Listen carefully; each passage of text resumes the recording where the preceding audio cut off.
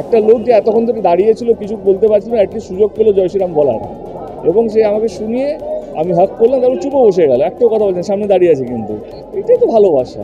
আমার মনে হয় সব কিছু যুদ্ধ উচ্চবাচ্য কথা বলে হয় না, চিৎকার করে হয় না, কখনো একটা সিম্পল ভালোবাসা একটা সিম্পল হাগেই হয়ে যায়। তো সেটা সবচেয়ে বড় প্রমাণ, তোমাদের সামনের প্রমাণ।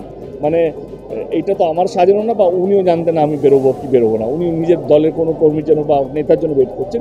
আমার মনে হয় এইটাই সবচেয়ে বড় উদাহরণ, এটাই সবচেয়ে বড় এক্সাম্পল।